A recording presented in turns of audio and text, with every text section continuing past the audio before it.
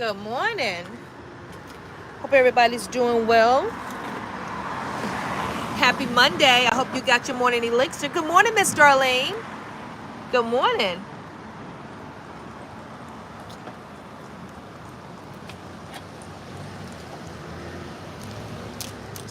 I had a restful weekend after I got off work. I hope everybody had a wonderful weekend. I hope you did something for yourself, even if it was just laying around all day or going and get your nails done. I'm going to get my nails done today. Good morning, Willie. Good morning. Or just shopping or whatever. But yeah, let's get into it. We're going to talk about triggered while healing and how to sit with it and still move forward. Healing to me isn't linear. What I mean by that, it doesn't happen like in a straight line. You have your good days, you have your bad days, but you're still healing, right? You're still healing. It doesn't mean that you're not healing. Progress. What does progress look like? It may look like crying one day. It may look like laughing the next day. Good morning, Cedric. Oh, good morning, Cedric. How are you? It might look like crying one day. You may be laughing one day, and another day you may be back to square one. But guess what? You're still healing. Oh, and thank you for the thumbs up, by the way. When you're healing, it's not a clean journey at all. You know, being very transparent.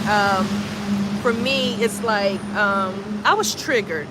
I was triggered the other day, and did I react or did I respond?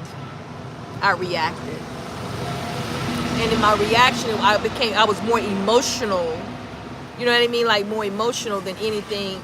And I'm learning how to respond instead of react. And there's a difference between responding and reacting. And I wrote it down. When you're triggered, it's like your nervous system is it kicks into survival mode, and that's your body really protecting itself, right? To whatever triggered you. And so I reacted, and reaction, it was like I said, I was emotional. And when you react, you become impulsive. You'll say things that you'll later regret. I didn't do that. I was just snappy. You know what I mean? And at the moment when I snapped, after I snapped, I thought, well, dog, I thought I had got past that. In actuality, I am moving past what triggered me, but I need to learn how to respond instead of reacting. And when you respond, where do I go? Okay, so I'm gonna go over here. I'm just moving all over the place. People just gotta have my notes. Responding causes you to pause instead of just reacting. And that's taking control of your emotions. It's acknowledging what you feel and not let it take over, right? So oftentimes, again, they say we women are emotional creatures, and we are. We are. I know, and just, again, just being very transparent and just, like I said, sometimes I made a video, you have to look in the mirror at yourself to see, right? To see what you really need to see, what others see in you. And when I get triggered, I don't be responding all the time. I be reacting, and I react, and I talk sharp, and I snap. In actuality, I need to pause, take a deep breath, acknowledge how I'm feeling, and sit with that. Take control of it. Think before I speak. And then when I know that once I can get to doing that, I'll definitely know that I have moved. I'm definitely moving in its right direction. And Darlene, it is hard as hell. It's hard as hell. Because in my mind, I'm thinking, are you serious right now? You know what I'm saying? That's what I'm thinking in my mind. And I got that quick comeback. Also, and reacting also is shutting down. I've been known to shut down and not just say nothing, right? But I'm choosing more to respond. I'm choosing more to respond, and it's a work. I'm a work in progress, and I'm gonna continue working on myself, and I'm gonna keep working on myself, and I'm gonna keep saying, I'm gonna keep working on myself. I'm gonna keep on responding. And this thought just came to my mind. How do you know you're gonna you're really growing when you're gonna be challenged more? You're gonna be triggered more, and in oh God. And in being triggered, you got to say to yourself, you know what? Just let me breathe for a few minutes. Woosah. Woosah. Now, you don't do it like that, but you'll be woosahing, right? You know, but yeah, that's something that I'm going to work on. And then I need to ask myself, what am I really feeling? What am I really feeling at this moment? If they said this or did this, what am I really feeling? And why did that trigger something inside of me? Is this about now? The trigger, is it about now, or is it something deeper? 9 times out of 10 with me, it's something deeper. Good morning, Jeffrey. When you've been, right. And you know what, Darlene? Another thing with me is I'll keep thinking about it. I'll replay it. And I don't like replaying nothing in my mind. I want to let it go, you know. Again, thank you for the thumbs up. I appreciate you, you know. And even if it is something deeper, again, I have to sit with it, figure out what's lying beneath. Because you know what? You know, I told you all the other day, it's a book called The Body Keeps the Score. And even in our mother's womb, we've been introduced to trauma. Through her trauma, we pass it on to our children, right? My mom passed her trauma on to me. It's just, it is what it is. Our body never forgets the trauma that we have endured, whatever it is we've been through, right? I'm going to share this with you guys. So something that lies, I know, is dormant, but it'll trigger me. And it was traumatic for me in my childhood. My parents was like, my father was abusive to my mother. And something that'll trigger me is if somebody yells at me. That's a trigger for me. I know it comes from when I used to hear my father yell at my mother all the time. Like, my tone, like if you come to me with a tone, I'm giving, just like that quick. There I go reacting. That's just keeping it 100. You know, and I definitely know that's a trigger. Another trigger for me is because as a child, I was molested. And as a child, I remember how everybody used to always say, oh, she's so cute. That's where it started from. She's so cute. A trigger for me is when an adult just pay attention, start, saying stuff, and they may not mean nothing by it, but it's a trigger for me. And I'm very overprotective of my children and my grandchildren, So I recognize those things. But yeah, I just had to say that. But again, that goes to say what I was saying, where is it something that's deeper, that's suppressed? And so, again, I never said I was perfect, but I'm working on responding instead of reacting. Thank you. I appreciate that. And when you respond, I'm learning that you're taking back your power. A lot of times when we come from relationships, situationships, the other person still have power over us because we still get upset. We still get triggered by a lot of things that they're doing when we start reacting to the things that they do to trigger us. But when we respond more,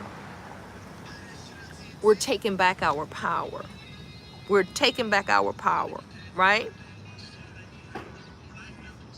I wrote down, it doesn't mean that you suppress your emotion. It simply means we're steward over them. We're steward over our emotions. And that means you don't ignore your emotions, and you don't let them take control of you. So yes, that part definitely. So in moving forward, when you're being triggered, You know, a lot of times people like to talk about it, but not go really deep into depth about, you know, how can I and what does that look like for me? And only thing I can do is share with you what it looks like for me.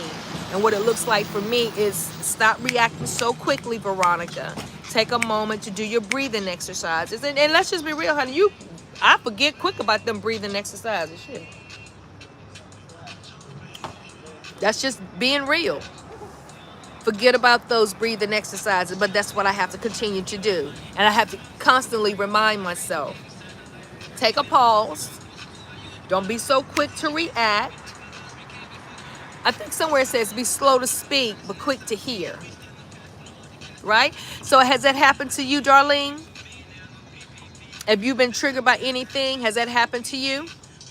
To where you reacted instead of responded? I think it's an ongoing thing. You don't never know what's going to set you off or trigger you, you know?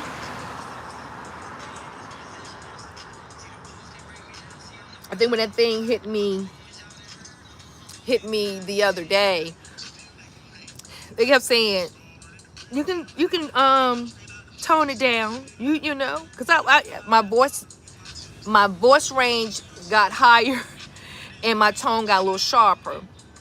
And I used to always say, no, I'm speaking because I'm passionate about what I'm saying. But what I come to realize, no, honey, you was just triggered. You was just triggered by what they said. That's a part of growth too, when you can acknowledge it and stop and don't lie about it. No, it ain't bother me. Yes, it did bother me. But maybe the next time I'll be like, you know what? Give me a few minutes. I need to breathe. Let me breathe.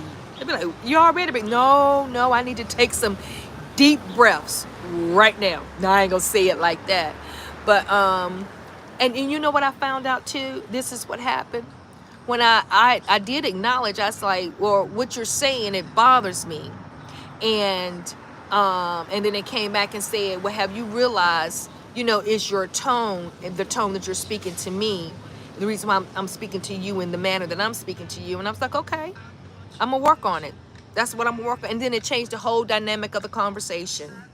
But even after the conversation was over with, I went back home and I'm like, okay, all right, Veronica. So yeah, some things were said and it triggered you. So how are you gonna move forward? So that's when I thought about, okay, so today's conversation, this is what it's gonna be about. When you're triggered while healing, how do you sit with it and still move forward? And I told myself, just because I was triggered and I reacted instead of responding doesn't mean that I'm not healing. Not at all. So if you all have been in a situation that's like that, definitely know that, okay, so you reacted. So the next time, whenever you're triggered about something, you're more cognitive of realizing, listen, let me respond instead of reacting. Yeah, that part. So yeah. Darlene, do you ever do any breathing exercises? Or how do you when you're triggered, what do? You know, I posted a poll on here. Let me go and look it up and see what everybody have said. I gotta put my glasses on, guys. Hold on. So how do you respond when you're emotionally triggered? 83% says, oh, you try to pause and process. And 17% says, I'm learning to handle it better. Well, I can say for me, and being very transparent, you know, I snap and react quickly. And that's something that I got to work on. I'm not going to try to act like, you know, I'm all there because y'all see me out here, you know, happy-go-lucky, dancing, all that. But, you know, being triggered, you know, I snap and react quickly. And I'm really going to be very mindful moving forward. Because, listen, the only way you can heal is to acknowledge exactly where you are. right? Acknowledge exactly where you are and work on it. It ain't always pretty either. And I said this the other day. I said, I need to get me a real good cry in. I need to just sit down somewhere and just get me a really good cry, a really good cry. But I was talking to a client Friday, and I literally was sharing parts of my story with them because they was dealing with something, and I told them what happened to me years ago and how I made it through the situation that I was in, but it was very traumatic for me. And while I was talking to them, tears started to roll, and I'm thinking to myself, man, it's been years, but hell, I triggered myself.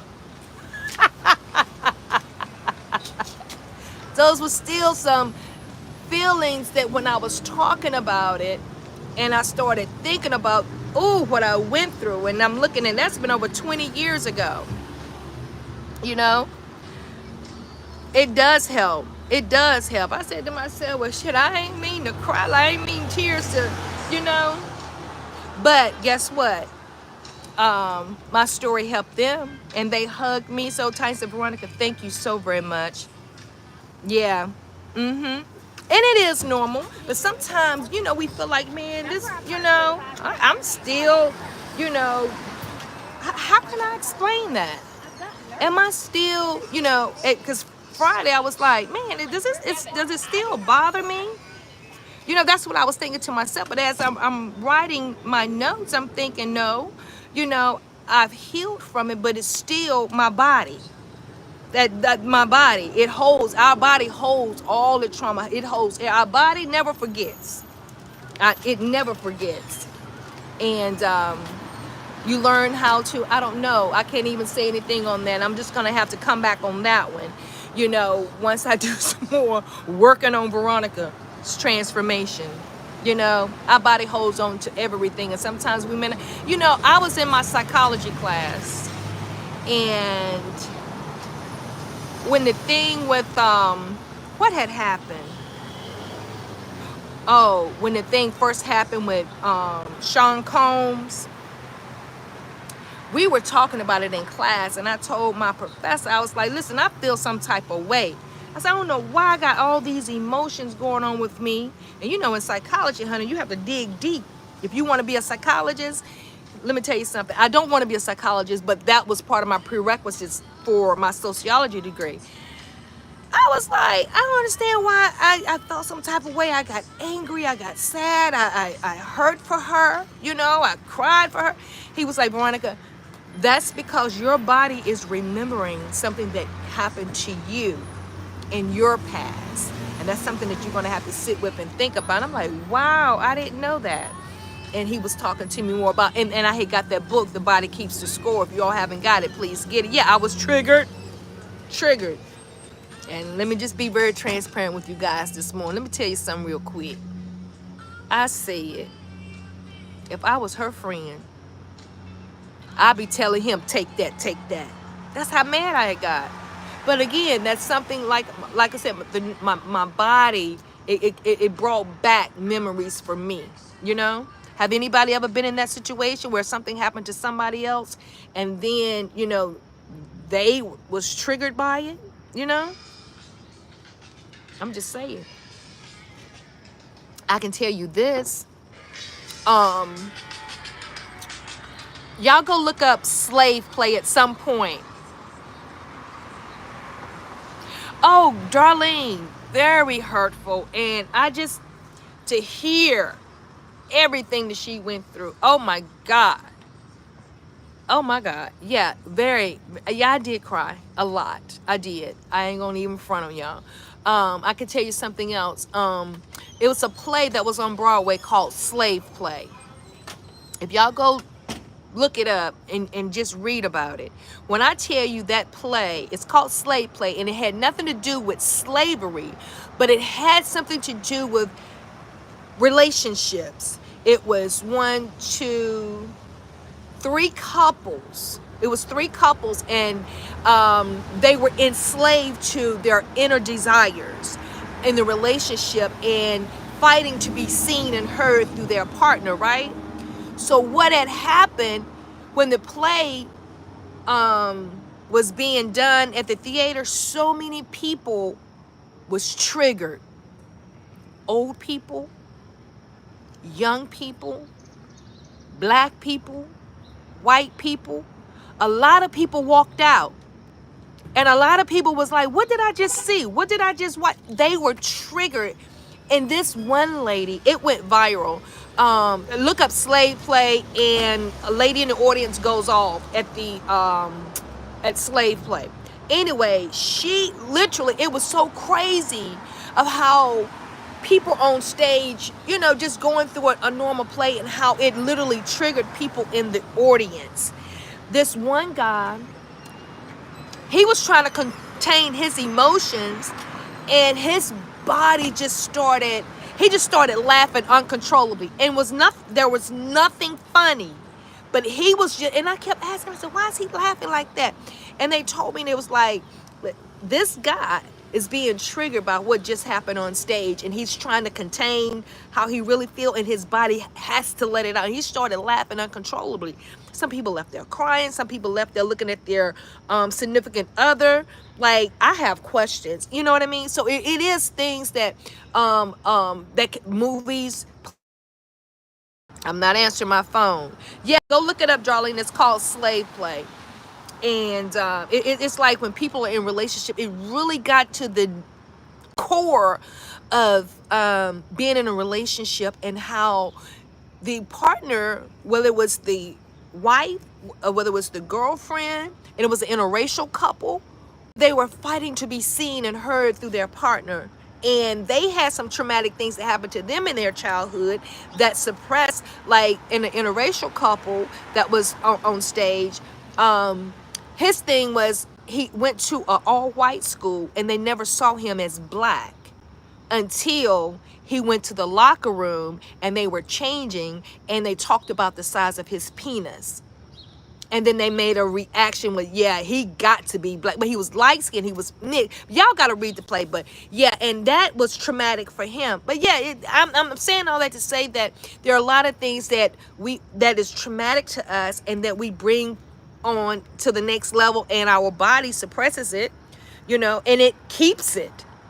And somebody can say one thing and it triggers, right? So yeah, it was a good play. It's a real good play. But again, when you have these emotions, and like I told you, I write all the time, you know, in journal, and I'm saying this for me. And if you all could take something from it, great. If not, pass it on to somebody else. When you're triggered, and if you're reacting, it still doesn't mean you're not healing.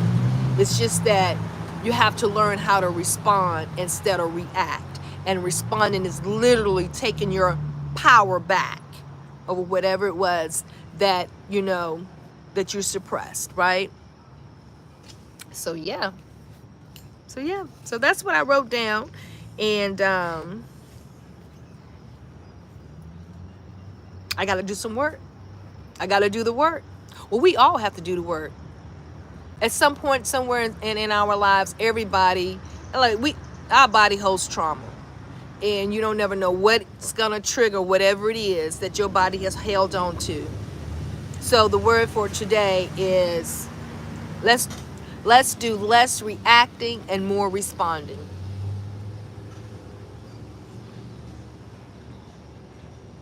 Amen. Hello, somebody. Right. Less reacting and more responding. And will I react again? I'm sure I will. I'm sure I will. Because I haven't gotten there yet. I wish I was at the point where I can sit and say, let me process. And this is crazy. In the play, they talked about processing. Let's process this. And I see a lot of people on here. 60% says I try to pause and process. No, that's the word today. Pause and process it. That's the word for today. We're gonna pause and process.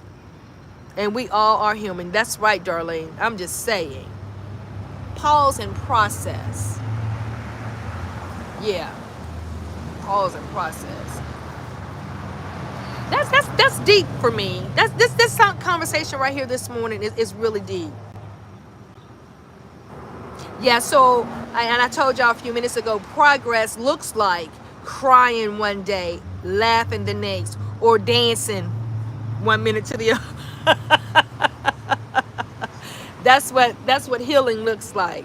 That's what healing looks like. But I did say I am going to take a day. I'm going to take some time. Don't pull out in front of that truck, ma'am.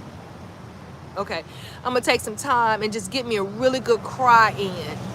I just need to get that, a really good cry in. I really do.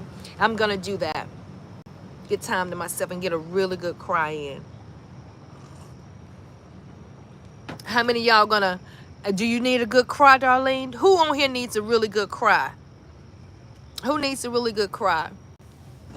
And then I'm gonna say this to piggyback off of the crying part.